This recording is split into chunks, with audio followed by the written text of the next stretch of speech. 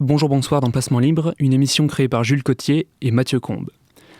Pour beaucoup, son cinéma se résume à un face-à-face, à un affrontement sulfureux dans une salle d'interrogatoire enfumée et brûlante. D'un côté, une femme, suspecte, provocatrice, dominante. De l'autre, 5 hommes, sous son emprise, battus et dominés. Après Robocop et Total Recall, les 2 premiers films réalisés par Verhoeven à Hollywood, Basic Instinct, son plus grand succès, porte en 1992 des images quasiment jamais vues jusqu'alors au cœur de l'Amérique. Images de nudité, images de plaisir, images orgasmiques. Régénérant les tensions et les passions intrinsèques au genre, Verhoeven les pousse à bout avec crudité, les concentre subversivement dans l'intensité d'une relation sexuelle. Le cinéma de Verhoeven est jusqu'au boutiste et tendu, toujours à la limite du point de rupture et de la décharge. Récemment revenu au plus haut de l'attention critique et publique avec Elle, César du meilleur film 2017, et à quelques mois de la sortie de son prochain film français Benedetta, nous avions envie de revenir sur la période la plus fructueuse de Verhoeven, sa décennie hollywoodienne commencée en 1987 avec Robocop et achevée en 2000, sans doute définitivement par Holloman.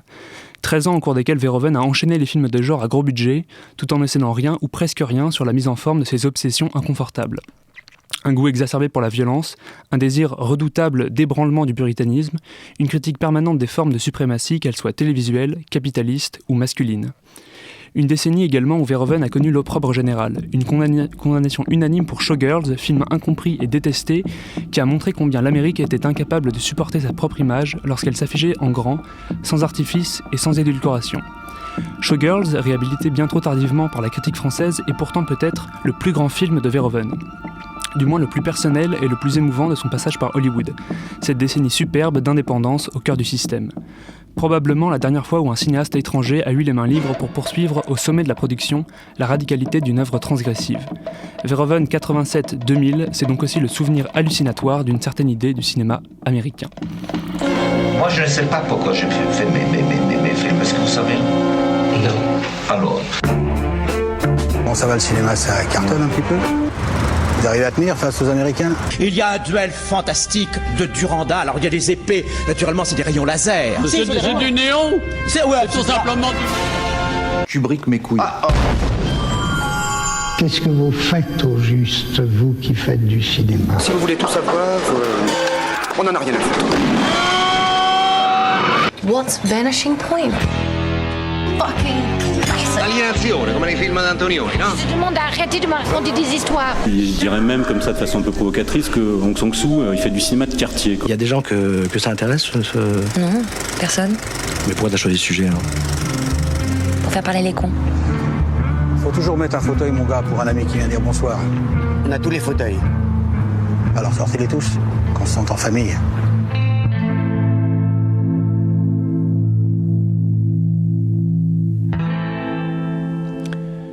Bonsoir et re-bienvenue donc dans Placement Libre après une pause assez longue qui a été marquée par les mouvements sociaux, notamment à Paris 8. Maintenant, aujourd'hui, c'est l'école Louis Lumière qui nous permet d'enregistrer cette émission.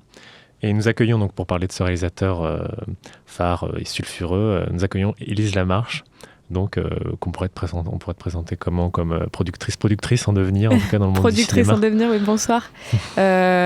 Étudiante en cinéma pour commencer, et puis effectivement aspirante productrice. Très bien. Élise, est-ce que tu peux, pour entrer dans le sujet assez vivement, est-ce que tu peux nous parler de ta première rencontre avec l'œuvre de Paul Verhoeven? Comment ça s'est passé? Par quel film de son œuvre? Eh bien, cette rencontre s'est faite en 2016, au moment de la sortie de Elle, que j'ai découvert donc au cinéma. Et 2016 a été une année très riche pour moi. J'ai découvert énormément de films qui ont été après décisifs, mais Elle est indéniablement le plus marquant parce que c'est un film éminemment subversif, transgressif, et que je pense que pendant l'adolescence, on est en recherche aussi de ce genre de films, des films qui vont bousculer un peu nos représentations du monde, de certaines sphères sociales ou même de la sexualité, et ce film englobait tous ces aspects-là. Et puis, en dehors des thématiques, c'est quand même un film qui est d'une prouesse de mise en scène. Moi, j'étais, et je garde encore en mémoire, les grandes baies vitrées de la maison du personnage de Michel. Et en fait, Verhoeven joue avec des éléments qui, a priori, paraissent anodins, donc des grandes baies vitrées, mais qui viennent susciter une angoisse, une anxiété chez le spectateur, et sur laquelle on ne peut pas mettre de mots et qui est complètement diffuse.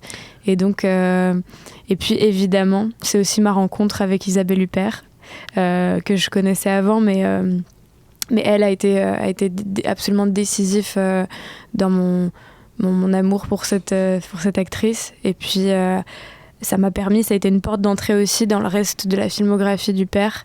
Donc en fait, elle m'a aussi ouvert à plein de cinématographie. Donc en somme, Paul Verhoeven, c'est un réalisateur à la fois adolescent et en même temps c'est un grand maître qui fait les choses très précisément et qui réfléchit beaucoup son cinéma. Adolescent, je ne sais pas, parce que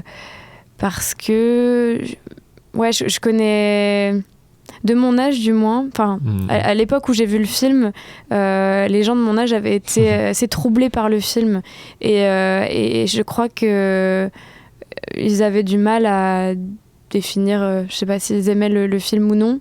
Et moi-même, j'aurais été incapable de mettre des mots sur le film. C'était une sensation vraiment ressentie, physique, presque un truc viscéral. Et en fait, je repense assez régulièrement au film, et ma réflexion sur le film évolue au fur et à mesure que je grandis, que je découvre de nouvelles choses. Et c'est un film qui est absolument pas statique. Et donc, c'est ce qui fait sa force, je pense. Mais je sais plus quelle était la suite de ta réponse. Non, tu y as répondu. Je disais que c'était à la fois donc un réalisateur qui troublait et qui aimait bouleverser un petit peu les codes sociaux, les questionnements habituels que peut avoir le cinéma, et qui va travailler même la chair, les situations dérangeantes, tout ça. Mais c'est aussi un homme qui a fait énormément de films avant elle, et donc qui sait se tenir à une réalisation précise et qui sait ce qu'il veut. Comment tu es retourné en arrière dans sa filmographie, par quelle porte? Est-ce que tu as été étonné par le fait que ce soit un réalisateur si hétéroclite, qui ait fait des films d'action et qui ait eu toute cette grande période hollywoodienne? Et comment tu as géré ce rapport? Est-ce que tu as retrouvé ce que tu avais vu dans elle, dans toute cette période hollywoodienne où il a fait Robocop, Basic Instinct, Showgirls, on en parlait dans cette introduction? Effectivement, ce qui est assez déroutant, c'est que elle est un film qui travaille tout de même l'épure. Évidemment, sur le plan esthétique, il y a des scènes un peu, presque grandiloquentes, des scènes violentes. Néanmoins, c'est Stéphane Fontaine, le chef opérateur, mais l'image reste relativement classique. Je n'ai pas d'autres mots qui me viennent en tête. Et donc, quand je suis retournée et que j'ai exploré sa filmographie américaine, on bascule dans l'extrême inverse. C'est-à-dire que c'est le temple du kitsch, des effets spéciaux, c'est une surenchère visuelle permanente. Et malgré tout, il conserve cet aspect-là un tout petit peu dans elle, par l'entremise du jeu vidéo, puisqu'il est question de jeu vidéo. Mais en tout cas, si on revient à sa filmographie américaine, je l'ai découverte par le biais du cinématographe, cinéma de patrimoine à Nantes, qui avait fait régulièrement, qui projetait des films de Verhoeven. Et donc j'ai eu la chance de découvrir pour la première fois Showgirls sur grand écran, qui a été une claque absolue. Même chose pour Robocop et pour Total Recall. Donc ça s'est fait comme ça. Et puis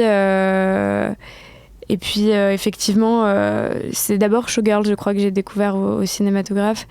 Mais même chose, c'était le même sentiment. J'avais du mal à me positionner par rapport au film, parce que c'est a priori une esthétique qui est quand même très éloignée du cinéma que j'apprécie habituellement. Et là, on est à Vegas, c'est une surenchère de paillettes, de corps. C'est extrêmement outrancier, presque vulgaire. Et en même temps, il y avait un je ne sais quoi qui me faisait dire que si je grattais ce vernis-là, il y avait quelque chose derrière qui allait être assez passionnant. Et ce que j'aime par-dessus tout dans tous les films de Verhoeven, c'est, encore une fois, c'est des films qui sont mouvants parce que ils invitent à y réfléchir après la projection et même longtemps après. Et notre réflexion sur ces films évolue en permanence. Oui, c'est vraiment un réalisateur qu'il faut travailler en profondeur. D'ailleurs, il a une sorte d'image de marque qui s'est traînée un petit peu toute sa carrière, et notamment à Hollywood, puisqu'il a fait des films pas ambigus, mais des films justement assez complexes, comme Starship Troopers ou Robocop.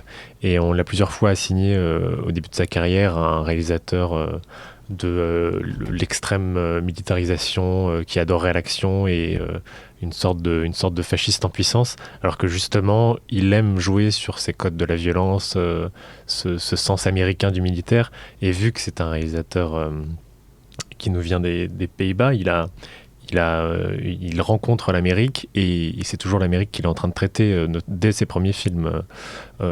Robocop, la chair elle sent juste avant, mais... Dès ses premiers films américains. Dès ses premiers films américains, j'entends, ouais. Donc il a toujours ce regard que la critique américaine n'a peut-être pas à l'époque été capable de trouver, de comprendre. Oui, c'est sûr que la violence s'infuse dans tous ces films, et effectivement c'est un cinéma qui en met plein la vue dans tous les sens du terme, donc ça passe par effectivement de la violence complètement débridée, mais par une représentation du sexe aussi sans limite, quoi. Après, au sujet de la violence, je pense que c'était déjà prégnant dans ces films néerlandais, et c'est quelque chose qu'on lui a reproché quand il a commencé à faire des films, mais parce que je pense qu'il a été... Mais là, c'est évidemment revenir sur le contexte biographique, mais il a été fortement marqué par la Seconde Guerre mondiale, qu'il a bien connue, puisqu'il habitait à La Haye et qu'il a assisté au bombardement, et je pense que c'est quelque chose qui l'a traumatisé, il le dit, et pour lui, faire des films qui représentent cette violence sous différentes formes, c'est une manière d'exorciser aussi ce traumatisme-là. Après, effectivement, je pense que il aime, surtout quand il a commencé à faire des films aux États-Unis, il a perdu un peu, parce que le système de production néerlandais est un peu il est à la frontière entre le système de production européen et américain, mais quand il est arrivé aux États-Unis, effectivement, il a gagné en moyens, mais il a perdu en liberté. Donc je pense que pour lui, cacher des messages dans les films, c'était une manière de réaffirmer une liberté à cet endroit-là. Et donc effectivement, il a fait des films proches très satiriques, où il parle du libéralisme, de l'impérialisme américain, mais toujours de manière sous-jacente, comme dans Robocop ou encore Starship Troopers, qui pour le coup décrit une société... D'ailleurs, un point commun entre ces deux films, c'est qu'ils sont toujours, ils sont traversés par des extraits télévisuels. Et c'est un des seuls réalisateurs, en tout cas un des premiers, à avoir permis ce cinéma transmédia, en utilisant la télévision américaine et ses codes, mais de manière complètement boursouflée et hyperbolique. Il les utilise au sein même du film pour établir cet écart un petit peu critique, avec ce qui se passe entre ces scènes, ce qui se passe dans la fiction. Ah mais complètement, et puis c'est quelqu'un qui fait, ça on pourra y revenir après, mais qui fait vraiment feu de tout bois, c'est-à-dire que tout est source d'inspiration, et il va s'emparer de la matière, de ce que lui offre le réel, pour le transformer. C'est des ajouts de visible au visible, c'est vraiment ça, et tout à fait, que ce soit au niveau de codes télévisuels qu'il réemploie, ou dans les effets spéciaux, c'était un précurseur des effets spéciaux. Dans Starship Troopers, on a affaire à les plans sur les vaisseaux. C'était des mois et des mois de travail et ça n'avait jamais été fait. C'était vraiment... Donc c'était un pionnier aussi de ce point de vue-là. Même chose, donc à la fois, il allait puiser dans les nouvelles technologies, ce que les effets spéciaux de l'époque permettaient, en repoussant un peu les frontières, et en même temps, il s'inspirait aussi, il a repris des éléments du cinéma passé. En l'occurrence, pour Total Recall, le film s'inspire directement des films de Leni Riefenstahl, comme Le Triomphe de la volonté et de plusieurs documentaires de propagande nazie. Donc il puise dans différentes sources, dans différentes matières, et c'est ce qui donne au film, à ces films, un caractère un peu outrancier et en même temps polymorphe, quoi. Mais personnellement, ce qui me tiraille toujours dans ces films, c'est qu'il a cette capacité de distance critique. Dans pas mal de ces films, vu qu'il parle de l'Amérique d'une certaine manière, d'un point de vue extérieur, en tout cas qu'il a cette capacité d'étude, d'analyse de la société américaine, et puis de la société en général, et de ses capacités, ses potentialités fascisantes, etc. Mais c'est pas un réalisateur cynique. Du moins, j'ai l'impression qu'il a toujours cette capacité de nous mettre avec les personnages. Dans Starship Troopers, on est avec ces soldats en plein dans la guerre. Il réussit à créer des scènes d'action qui se passent non pas en distance, mais justement au plus près de la guerre, de ses violences et de la chair des personnages, quoi. Et tu vois, moi je trouve que... j'aurais tendance à penser l'inverse, c'est-à-dire que je le trouve assez cynique vis-à-vis de ses personnages. Il ne les épargne pas, et dans tous les sens du terme. Surtout les personnages masculins, qui sont souvent des personnages qui n'ont pas de prise sur leur destin et qui voient les choses arriver et qui se regardent faire plus qu'ils ne font. Et donc ça d'emblée, ça les place dans une posture de victime. Je pense au protagoniste de Total Recall, qui est en fait une espèce d'éphèbe qui n'est pas brillantissime et qui est tiraillé entre ses aspirations, puis entre deux femmes. Et en fait, les personnages, de manière générale, sont des pantins qui sont manipulables à souhait. Du moins, c'est l'impression que j'ai. Et il y a une exception faite des personnages féminins qui laissent à penser qu'elles sont manipulables, et en fait, c'est elles qui manipulent en prétendant rentrer dans le jeu des hommes pour s'en affranchir. Mais en tout cas... non, je trouve à aucun moment il n'épargne ses personnages, et effectivement, même si les femmes ont tendance sont plus malignes que les hommes, ont tendance à mieux s'en sortir, elles passent quand même par des étapes, des souffrances dans la chair et le sang. La protagoniste qui s'est fait enlever doit accepter de pactiser avec l'ennemi, et ça passe par un viol. Il en va de même dans Showgirls. Elle, c'est le cas aussi. Donc il est tout sauf complaisant. Après, la violence n'est jamais gratuite. Elle a toujours un sens. Et moi, il y a une phrase qui m'avait marquée dans un essai que j'ai pu lire sur lui, c'est que la violence, elle est montrée sous toutes ses formes, mais effectivement, ça n'est jamais gratuit. Et par exemple, une mort d'enfant, c'est un truc qu'il se refuse à faire. Parce que pour lui, c'est outrepasser les limites de ce qui est montrable. Ce qui est assez paradoxal, parce que, je veux dire, on voit jamais autant des membres qui giclent. Il y a quelque chose comme ça qui peut être pris à double sens. Mais effectivement, c'est... Mais pourtant, oui, donc ça serait plutôt un réalisateur un réalisateur qui a une éthique. Ça serait pas un réalisateur non éthique, mais un réalisateur qui est un éclaireur qui mettrait plus loin la limite du montrable. Je sais pas si je suis clair, mais c'est pas quelqu'un qui se refuse, qui a envie de transcender le puritanisme américain en disant venez, on va provoquer en faisant n'importe quoi et en faisant des effusions de sang. C'est qu'il a envie d'aller sur le devant de ce qui est possiblement montrable, montrer des corps mutilés, montrer des scènes de sexe, parce qu'il considère que c'est des briques dans sa fabrication cinématographique qu'il ne peut pas se refuser, quoi. Bien sûr, ouais, il y a tout à fait, il y a de ça. Et il y a une expression qui est assez intéressante dans l'idée de tout montrer, c'est que un des films qu'il a réalisé pendant sa période néerlandaise en 1983, c'est un film qui s'appelle Speter, et en néerlandais ça veut dire éclaboussure. Et c'est vraiment ça, c'est un cinéma qui éclabousse en permanence, qui en met plein la vue. Et je ne sais plus ce que je voulais dire, mais il y a peu de réalisateurs qui sont allés aussi loin dans l'effusion de sang, de violence, sans pour autant que les corps ne cessent d'être des corps.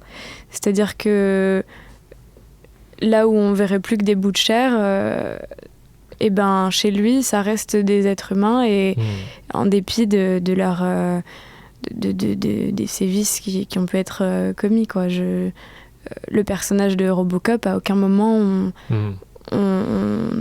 on se dit que c'est pas un être humain. Il reste humanisé du début à la fin. C'est pas comme chez Tarantino, par exemple, où il a envie de créer des belles scènes cinématographiques comme ça, avec des effusions de sang, mais où on n'a plus de contact avec la vraie chair des personnages. Là, oui, chez Robocop, on a toujours l'impression d'être en direct avec sa souffrance, et que chaque moment de violence est un moment de douleur intense, même si c'est un personnage un peu de bande dessinée, quoi. Il a toujours cette tension-là entre le côté comique, bande dessinée, enfin en tout cas dans certains de ses films, notamment de science-fiction, et puis ce travail de l'intérieur, de la chair, du sang, etc. Mathieu, tu veux peut-être... Oui, je pense qu'à ce niveau-là, le travail de Verhoeven, en tout cas sa spécificité, repose aussi sans doute sur son origine néerlandaise, parce que je crois qu'il le redit régulièrement en entretien, que l'influence de la peinture réaliste, voilà, néerlandaise, de Van Eyck, etc., a joué sur son cinéma un rôle en fait de recherche de la trivialité, un travail de la matière. Et à mon avis, ce qui est intéressant dans son travail, c'est pas tant une recherche du genre un peu fantastique. Enfin, il a réalisé des films fantastiques. Quand il arrive aux États-Unis, c'est pour faire ça. Il a fait Robocop, Total Recall, Starship Troopers. En fait, les films pour lesquels il est le plus célèbre, à l'exception d'Basic Instinct, c'est des films plutôt du genre SF. Mais en fait, ce qui est intéressant, moi j'ai l'impression qu'il est assez peu porté sur la dimension...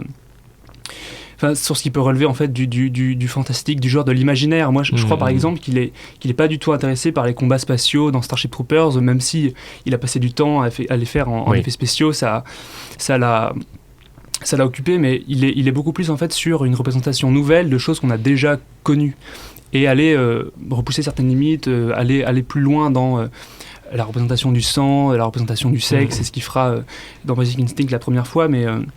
C'est très vrai, non mais pardon, tu voulais... Non, je voulais juste mettre une petite limite, c'est que parfois il trouve dans le fantastique une capacité il corporalise un petit peu, pour faire du néologisme, ces éléments fantastiques. Par exemple dans Starship Troopers, j'avais lu une interview de lui où il parlait beaucoup du corps de ces insectes, qu'il considérait vraiment comme un élément intéressant et important de sa mise en scène, qui disait qu'il avait vraiment mis du temps à comprendre ces corps arachnides, etc. Enfin, parfois, il retrouve de ces thèmes dans l'au-delà. C'est assez intéressant. Ouais, puis il faut dire aussi que quand on est un cinéaste, quand il arrive aux États-Unis, il a déjà fait ses preuves.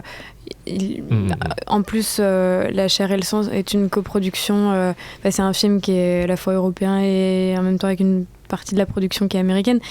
Néanmoins, souvent, quand on s'engage dans un genre,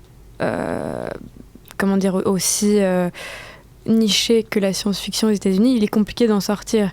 Donc, à partir du moment où il a commencé avec ça, on lui a proposé des projets qui tournaient aussi autour de la science-fiction, donc il a difficilement pu s'en défaire, et effectivement c'est pas tant une recherche liée à la science-fiction qu'une envie juste toujours repousser les limites, que ce soit des limites techniques ou des limites morales. Et par rapport aux influences artistiques, moi ça me fait penser beaucoup à des peintures même de Bruegel, où on est dans une espèce de kitsch absolu, il y a une surenchère d'éléments.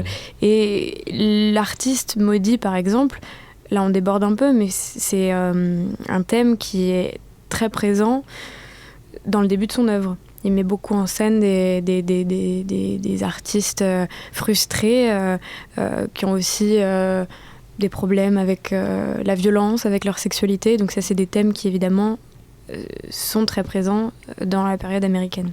Mais c'est là-dessus, je pense, que tient vraiment sa grandeur cinématographique, c'est qu'il se pose des questions de représentation de cinéaste, quoi. Ce qui l'intéresse, c'est pas vraiment d'écrire un monde ou de raconter des histoires. Enfin, je trouve d'ailleurs que la dimension narrative, à l'exception peut-être des portraits de femmes qu'il a dessinés, qui sont sans doute, à mon avis, ses plus grands films, son travail repose sur comment on filme un corps qui explose, comment on filme une éjaculation, comment on filme une scène de sexe, mais l'histoire, d'ailleurs, à mon avis, c'est un peu le point faible, on est en désaccord là-dessus, mais dans Basic Instinct, je trouve que la narration n'est pas jusqu'au bout absolument irréprochable. En revanche, il y a des coups d'éclat de mise en scène, la séquence dont on parlait en introduction, qui est la plus célèbre de son œuvre, mais il y en a plein d'autres, très influencés par Hitchcock, etc. Je pense que c'est un cinéaste vraiment qui a su mener une œuvre de premier plan parce qu'il était capable d'insérer en fait ses obsessions un peu partout, quels que soient les sujets. Si Hollywood avait fait des westerns dans les années 90 et qu'il n'y avait pas eu que Eastwood qui avait fait Impitoyable, je pense qu'il aurait plongé dans ce genre-là aussi. Il n'a pas besoin d'un genre précis pour donner corps et donner forme à ses visions absolument géniales, quoi. Ah, mais c'est évident que c'est un faiseur avant d'être un penseur. Je pense qu'il est beaucoup plus... il le dit lui-même, il laisse le soin d'écrire à d'autres. Lui, il est là pour réaliser. Et la hiérarchie ou la répartition du travail telle qu'elle se fait aux États-Unis peut nous paraître, à nous Européens, un peu abrupte, parce que l'auteur est dépossédé de son œuvre dès lors qu'il l'a écrit. Mais pour autant, Verhoeven n'a jamais eu de problème avec ce système-là. Au contraire, je pense qu'il se plaît là-dedans. Il aime à penser les images, à penser la mise en scène. Et voilà, le récit ne lui appartient pas. C'est d'ailleurs pour ça qu'il met corps et âme dans un projet. Pour autant, si le projet ne se fait pas, comme c'est arrivé à plusieurs reprises, quand on lit des entretiens où il fait le récit de ces projets qui ne se sont pas faits, il est presque indifférent, en fait. Ça l'atteint pas, parce qu'il sait que voilà, on est aussi dans un travail comme un autre, presque. Voilà, et donc s'il faut lâcher un projet, si il ne se fait pas, c'est que c'était comme ça que ça devait se passer, pas autrement. Et il me semble que c'est pas quelqu'un de fataliste et qui va aller toujours de l'avant, quoi. Mais je crois qu'il est parfois un peu modeste dans son rôle à l'écriture, parce que je pense que c'est un grand réécriveur de scénarios et qu'il retravaille souvent sur les textes et jusqu'à la mise en scène, parce que je pense pas que ce soit l'aléa des scénarios et du choix des scénarios qui a fait que énormément de thèmes sont de retour dans ces films. La question de la violence, évidemment, mais aussi, comme tu disais, Mathieu, la question de ces rôles féminins qui sont pas seulement des rôles de femmes fortes, pour utiliser une expression un peu galvaudée, mais de femmes qui doivent traiter de leur passion interne et qui ont une difficulté à considérer la face d'ombre qu'elles ont un petit peu en elles. Ce qui est intéressant, en fait, c'est que, et peut-être que ça peut revenir sur un peu votre désaccord autour de la question du cynisme, ou en tout cas de l'ironie chez Verhoeven. Je pense que, je suis assez d'accord avec Élise, il n'y a jamais d'ironie quand il filme les femmes dans ses films, en tout cas les femmes qui sont les personnages principaux, mais c'est frappant parce que, en fait, quand il fait Showgirls en 95, donc il sort de plutôt 4 films qui ont été des succès en Amérique, et c'est un peu la première fois qu'il fait un film qui n'est pas un film authentiquement de genre, enfin en tout cas, comment dire, circonscrit dans une étiquette bien comprise par les Américains, et c'est la première fois, et quasiment la seule, où on lui dit on ne sait pas ce que vous faites, ce que vous faites est inacceptable. C'est comme si pour les Américains, il y avait comme une sorte de division entre ce qui relève du genre, où on peut tout se permettre, on peut filmer la mort, la violence, l'explosion, la souffrance absolue, et ce qui relève de la réalité, une sorte de description très méchante du système capitaliste américain, de Las Vegas en tant que métaphore de la marchandisation des corps. Et là, on lui dit ce que vous faites est intolérable. Enfin, vous filmez des choses qu'on ne peut pas regarder, qu'on ne peut pas voir, qu'on n'accepte absolument jamais. Et c'est, à mon avis, une source d'incompréhension pour lui, parce que je ne pense pas qu'il divise, en fait, dans sa tête, ces films plutôt populaires de grands spectacles et ces films, disons, beaucoup plus proches d'une réalité américaine contemporaine, quoi. Parce qu'ils montrent les mêmes choses. Parce qu'ils montrent les mêmes choses, exactement. Même si c'est vrai, en fait, jusqu'à Basic Instinct, il avait été relativement timide sur la question du sexe en arrivant à Hollywood. Total Recall et Robocop sont assez peu portés là-dessus, mais d'ailleurs, c'est pas du tout le seul à faire ça. Moi, je crois que assez profondément qu'avant Basic Instinct, c'est peut-être une erreur historique, mais il y avait eu très peu de films d'aussi haut niveau commerciaux à traiter frontalement la question du sexe, à montrer des scènes aussi débridées et sexuellement folles au grand écran, quoi, aux Américains. Mais Paul Verhoeven doute même aujourd'hui qu'il y ait un film avec autant de sexe et de personnages nus que Showgirls, qui ne soit pas un film pornographique dans le cinéma américain.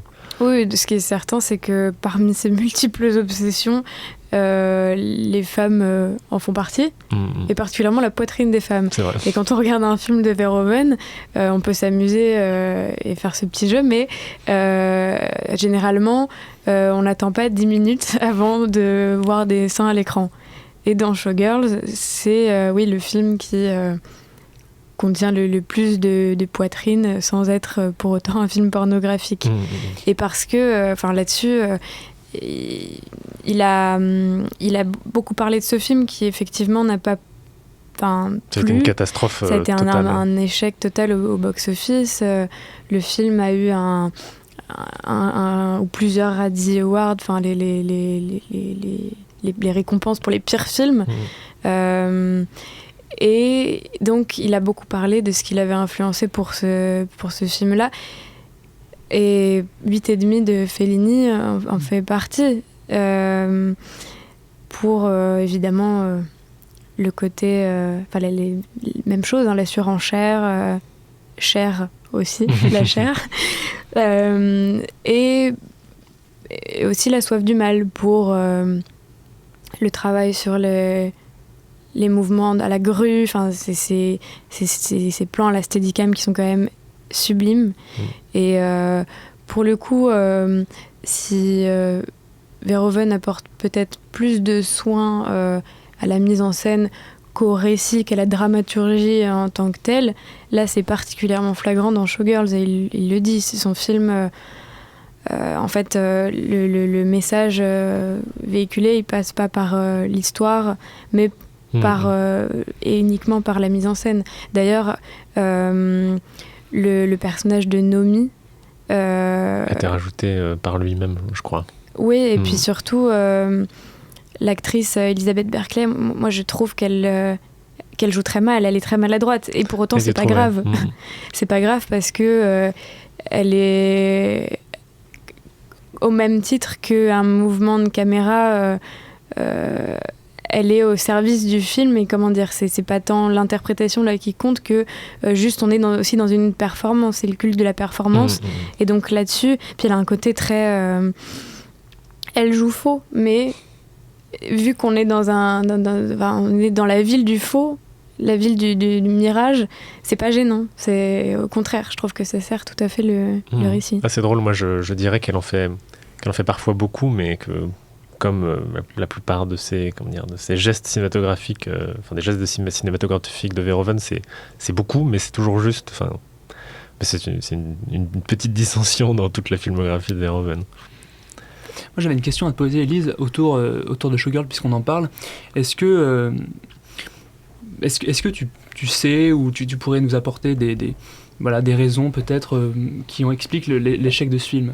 Parce que c'est vrai qu'il y a une sorte, on en parlait, d'outrance sexuelle, une manière d'aller vraiment très très loin et presque de dépasser les bornes. Verhoeven, le reconnaît, je ne sais même pas si on peut appeler ça de la reconnaissance, il regrette une scène de viol du film qui pourtant est une scène absolument capitale et qui est presque tout le propos du film. Et donc il regarde cette scène-là, il pense être allé trop loin, etc. Mais est-ce que tu saurais pourquoi Showgirls en 95 a été aussi mal compris à la fois par les Américains, on peut l'imaginer, mais aussi par les Français. Enfin, il y a vraiment eu un mépris total de toutes les critiques, y compris ceux qui appréciaient plus ou moins les films de Verhoeven, ou en tout cas qui reconnaissaient en lui, que ce soit dans sa période américaine ou sa période précédente néerlandaise, une forme d'auteur européen, quelqu'un qui savait faire des films, qui avait des choses à dire et à montrer.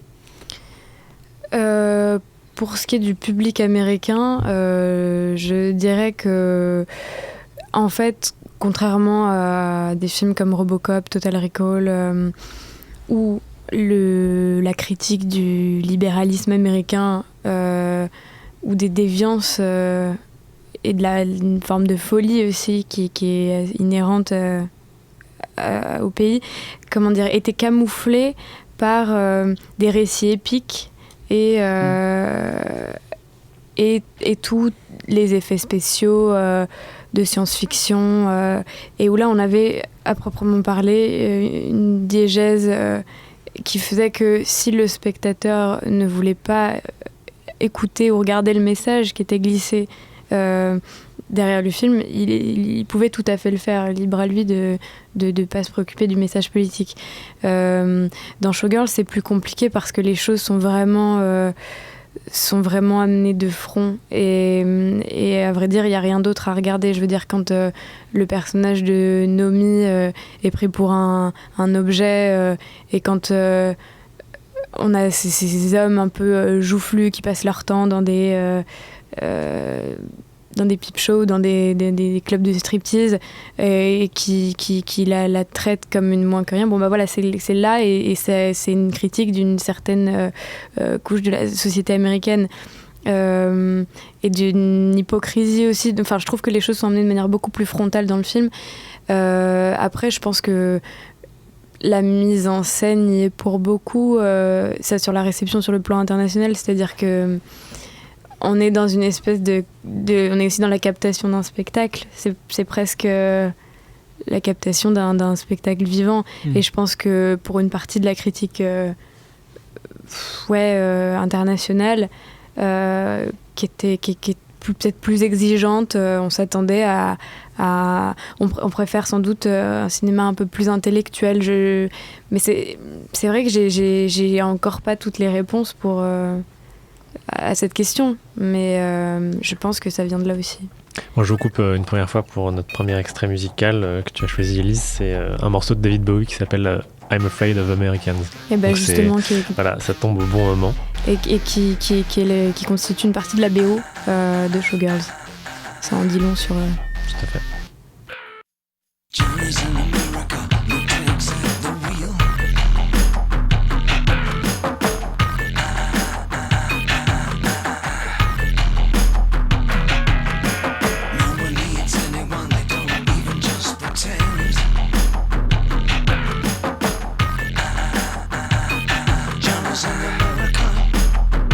I'm afraid I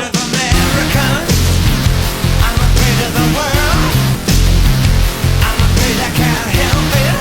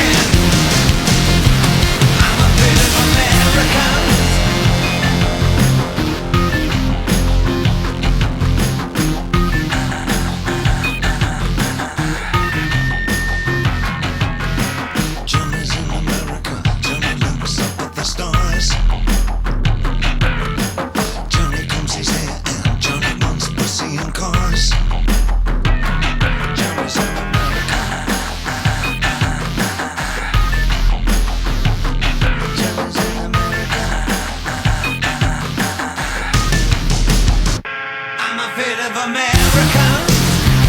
I'm a bit of the world. I'm a bit, I can't help it. I'm a bit, I can't.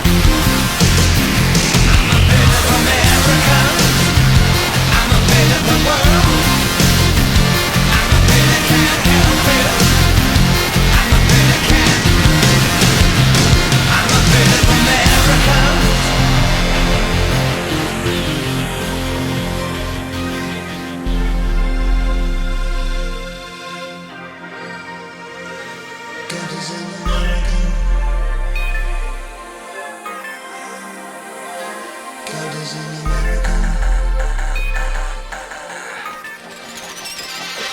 a bit of American. I'm a bit of the world. I'm a bit, I can't help it. I'm a bit, I can't. I'm a bit of American. I'm a bit of the world. I'm a bit, I can't help it. I'm a bit, I can't. Yeah, I'm a bit of American. I'm a bit of the world. I'm a bit, I can't help it. I'm a bit, I can't. I'm a bit of American.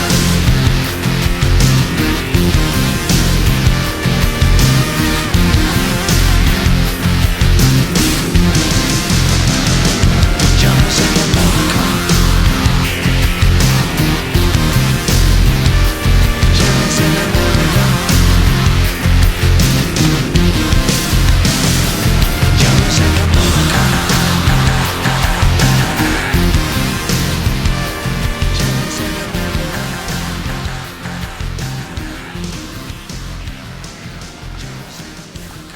Nous sommes de retour donc pour parler de Paul Verhoeven et de son œuvre. On parlait tout de suite de Showgirls, ce film de 1995 qui avait été intolé aux États-Unis. Et moi, je trouve qu'un des grands thèmes quand même qui revient souvent dans l'œuvre de Verhoeven, qui est très prégnant dans Showgirls, c'est le dédoublement du personnage principal entre, j'ai envie de dire, entre la raison et la passion, ou en tout cas entre une sorte d'aliénation, une envie de, comment dire, un amour qui est forcément là, qui est profond, et une image plus superficielle, de marque, plus lissée. Alors ça prend diverses formes. Ça peut prendre cette forme-là du spectacle, mais ça peut être le spectacle aussi de la guerre et des rangs de l'armée, par exemple, dans Starship Troopers. Ce qui est certain, c'est que il y a de toute façon la thématique du dédoublement. Juste pour terminer par rapport à Showgirls, Oui. il y a aussi en fait les films de Verhoeven, ou du moins les relations qui animent les personnages sont toujours construites comme un triangle. C'est-à-dire que on est toujours dans un triangle amoureux. Les personnages fonctionnent par trois. Et voilà, donc il n'est pas rare que certains personnages aient plusieurs partenaires sexuels et passent de l'un à l'autre. Comme c'est le cas dans Starship Troopers, j'en parlais tout à l'heure. Ce protagoniste qui est tiraillé entre deux femmes, mais bon, celle pour qui il a des sentiments, a des ambitions qui ne correspondent pas à ses projets à lui. Catherine Tramell dans Basic Instinct, elle couche à la fois avec le policier et en même temps elle a une copine, et là il y a une scène très intéressante.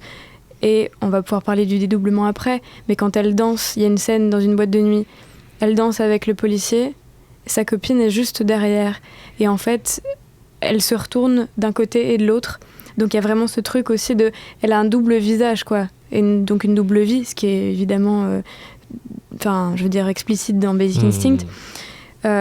Dans Showgirls, c'est la même chose, puisque la scène dans le club de striptease où Nomi exécute une lap dance pour le personnage de Zach, et la copine de Zach regarde en même temps. Donc il y a encore cette thématique du trio et du dédoublement.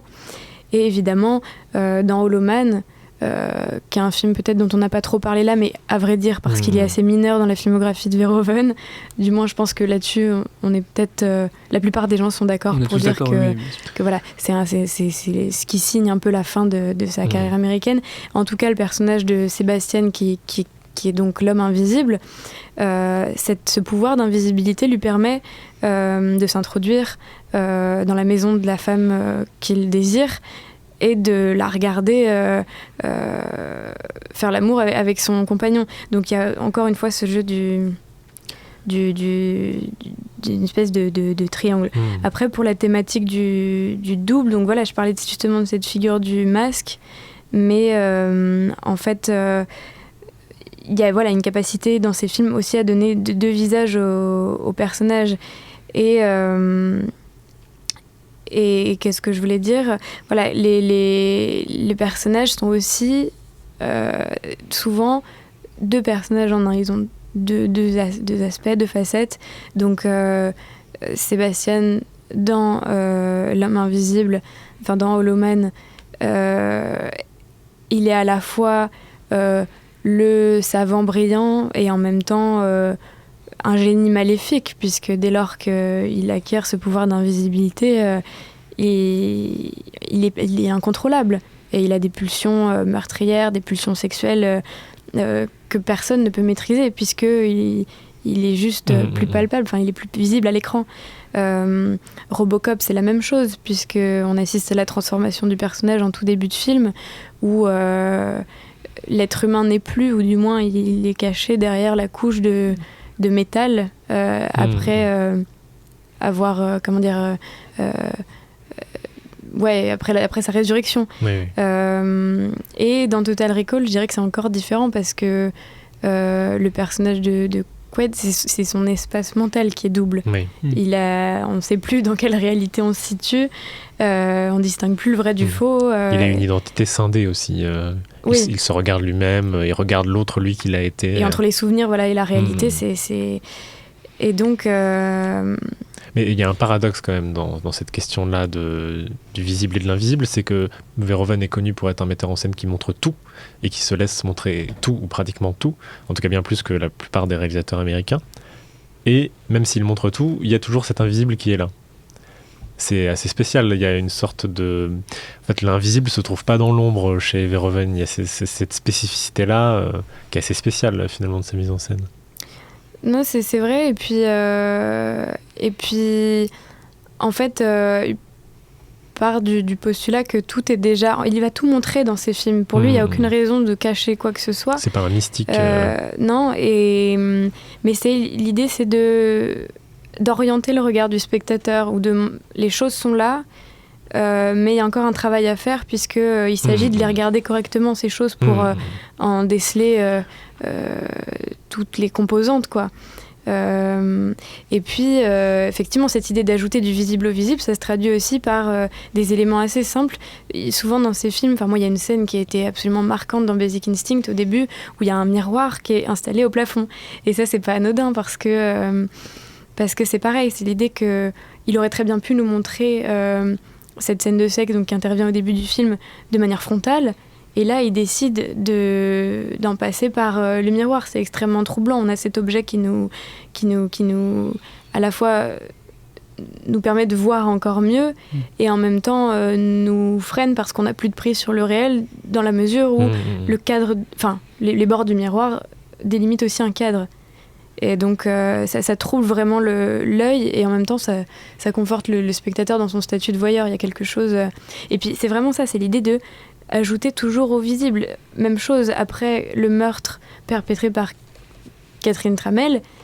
On a un inspecteur qui arrive dans une pièce et qui dit, qui passe des lunettes qui permettent de voir les taches de sang sur les murs, en regardant les draps, parle du sperme qui est présent sur les draps, qui évidemment n'est pas visible comme ça à l'œil nu. Et il en va de même, tu peux en parler tout à l'heure pour Starship Troopers, les écrans de télévision, les intermèdes télévisuels, ça commence toujours par You want to see more. Enfin, c'est est-ce que vous en voulez plus, est-ce que vous voulez en voir plus. Et c'est vraiment, c'est une dynamique qui est infuse dans toute sa filmographie. Ouais, ça c'est sûr. Mais tu parlais, à mon avis, à très juste titre, du miroir dans Basic Instinct comme moyen pour le spectateur aussi de dédoubler l'image. On n'a pas le temps d'aborder absolument tous les films en détail de Verhoeven, là, de cette période américaine, mais je pense que ce qui est intéressant, c'est de voir aussi que le miroir a pour fonction que le personnage du film dans Basic Instinct, qui est en train de se faire...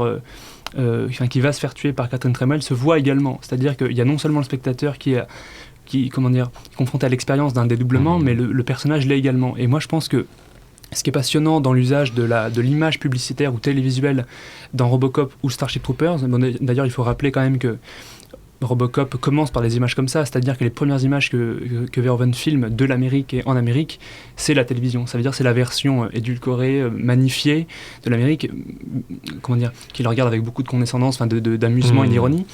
Mais c'est également dans la mise en scène de ces images-là qu'il y a un truc à déceler, c'est qu'on ne voit jamais non plus le spectateur qui les regarde. Ça veut dire qu'il nous prend directement à partie en nous montrant que c'est nous qui sommes les spectateurs à la fois de la publicité, et il arrive à construire de manière très intelligente une sorte de rapport d'égalité entre les images publicitaires qu'il met dans ses films et les images, disons, du film lui-même. Et il confronte en fait le spectateur, principalement américain de sa filmographie américaine, à des films qui ne trichent pas sur leur caractère commerciaux de spectacle. Et je pense que l'idée qu'il y ait en permanence du côté du spectateur et du personnage l'idée que le film joue son propre spectacle et l'assume, comme à la fin de Total Recall où on dit que c'est un rêve, etc., où il y a une sorte de doute après cette espèce de happy end magnifique auquel on ne peut quasiment pas croire. Verhoeven instille ce doute en nous disant avec beaucoup de malice, écoutez, vous êtes en Amérique, vous êtes face au leurre, vous êtes face à l'apparence et ne vous fiez pas intégralement à ce que je suis en train de vous raconter, quoi. Il est évident que son cinéma, c'est une variation sur le mythe de Platon, c'est-à-dire qu'il faut voir au-delà des ombres. Et d'ailleurs, mais même les ombres de manière littérale, c'est-à-dire que on n'a pas le temps de le développer ici, mais les ombres en plus sont extrêmement présentes dans son cinéma. On joue beaucoup au niveau de la lumière sur ce motif-là, et c'est pour ça qu'il filme les choses telles qu'elles sont, et en espérant révéler les idées cachées pour le spectateur. Un cinéaste de la profondeur, donc. Bon, écoutez, merci à tous. On va mettre fin à cette émission. Merci Élise d'être venue avec nous. Est-ce qu'on fait un petit tour très rapide des recommandations culturelles, artistiques, cinématographiques ou autres, très très rapide vraiment entre nous trois, du moment? Pour ce qui est des sorties cinéma récentes, je vous conseille La fille au bracelet de Stéphane Desmoustiers, avec Anaïs Desmoustiers, Chiara Mastroianni, Roche Dizem entre autres, donc un très beau casting qui se passe dans une très belle ville, Nantes, dans son très beau tribunal, et le film est toujours en salle. Très bien. Moi je vous recommanderais, le film est sorti il y a quelques temps déjà, mais évidemment le Clint Eastwood, le cas Richard Jewell, une œuvre absolument capitale qui nous montre encore une fois, comme Eastwood sait le faire, le peuple américain tel qu'il est. Kenny Rogers, la Macarena au cours d'une magnifique séquence de danse lors des JO d'Atlanta. Eastwood, il faut le rappeler, malgré tout, est l'un des plus grands cinéastes américains vivants. Il continue à faire une œuvre de très très haut niveau. Et il faut aller voir ce film en dépit de tout ce que la critique peut en dire. Richard Jewell m'a fait découvrir une sorte de Clint Eastwood un petit peu Ozu. J'ai l'impression qu'il filme de mieux en mieux les espaces et les maisons américaines. Et je vous recommande justement un coffret DVD que j'ai découvert récemment, qui est un coffret édité par Carlotta, de 20 films de Ozu, dont 10 récemment restaurés. C'est magnifique. Plus j'en vois et plus j'adore ce réalisateur. En tout cas, merci beaucoup. Merci à tous. Et à Élise, peut-être à bientôt pour une autre émission sur Verhoeven ou sur un autre réalisateur. Merci, c'était Placement Libre. On vous laisse avec un nouveau morceau qui est New Skin de... Est-ce que tu peux me dire le nom du groupe? Siouxsie and the Benches, tout à fait. Qui est aussi issu de la BO de Showgirls. Exactement, c'est la fin de Showgirls, qui est sûrement peut-être notre film préféré de Paul Verhoeven ensemble, non? Avec elle, ouais. Je sais pas, mon cœur balance. C'est difficile. Bon, écoutez, à bientôt pour une prochaine émission.